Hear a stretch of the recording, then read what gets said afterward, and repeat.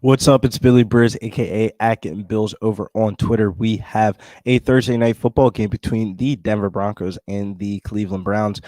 First player that I'm going to look at, my favorite play of tonight's slate, is going to be Cortland Sutton, especially without Jerry Jeudy. He's benefited the most. Last week, he got 14 targets with 94 yards and a touchdown versus the Raiders. During the last three games, Sutton has caught 18 passes on 33 targets for 261 yards and two touchdowns, averaging 87 yards per game. It's hard to have confidence in Bridgewater's receivers, but they draw a good matchup tonight. The Browns have allowed the fifth most fantasy points per game to the wide receiver position so far this year. In addition, this Browns team is coming off a two-game losing streak with a laundry list of injuries for tonight's slate. The Browns are currently 2-point home favorites with a 41.5 over-under total for this game. The line makers are saying this is going to be a low-scoring game with both teams having pretty low team totals. For DraftKings, I don't mind using either kicker or defense for value. Ultimately, though, I think I'm going to be on Cortland Sutton over 64.5 receiving yards, anytime touchdown at plus 200, and also the Broncos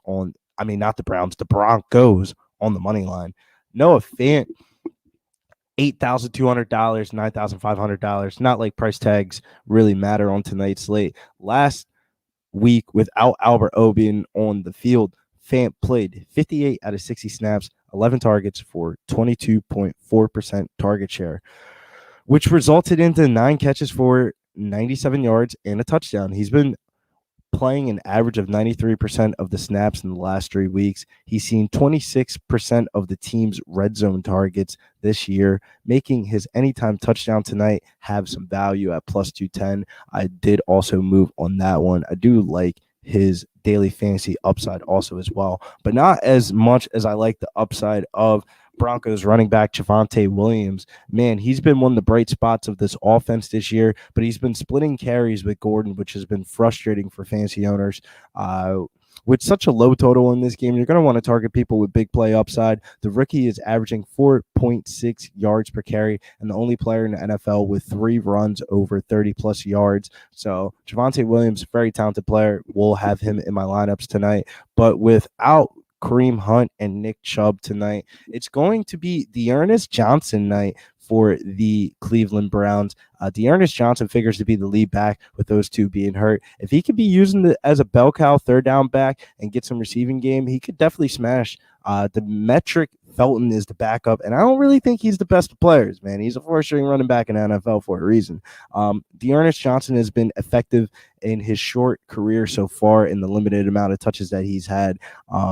So far, 33 rushes for 166 yards in 2020, and he's been a competent pass catcher over the last 3 seasons, 12 career targets, 10 catches for 92 yards. So you could do definitely a lot worse. I do like that price tag tonight, especially with the low over-under. You're just going to want skill positional players that are going to have upside, and that is Donovan People Jones, Michigan boy. $6,400 on DK, $8,500 on FanDuel tonight. Coming off a career breakout performance last week, 4 catches for 101 yards and 2 touchdowns, trending in the right direction in the last 2 games, 9 catches for 171 yards. I would expect with so much value on this slate, it'll open up the floor to players to spend, basically to feel like they need to spend all their salary, but in reality, you really don't.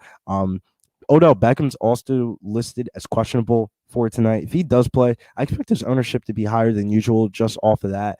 I think this is a good direct pivot, and it's really hard to question what we're going to get out of Case Keenum, historically a journeyman with spotty performances. The Broncos have allowed the 17th fewest fantasy points to the wide receiver position. It could be more of a boom-bust spot, but we're just hoping for the boom. I've been liking him without Jarvis Landry in there. Shouts to Big Show. Let's hop up on the bandwagon now. But if you enjoyed this type of video, make sure you hit the like button on your way out and hit the bell notification so you get notified for all of our live videos this week. We have the NBA Daily Fantasy Show right around the corner, the NBA Pub-Up Show at 4 p.m. East, and a bunch of other shows going on tonight. So make sure you hit the bell notification on your way out and make sure you hit the like button. Have a nice day.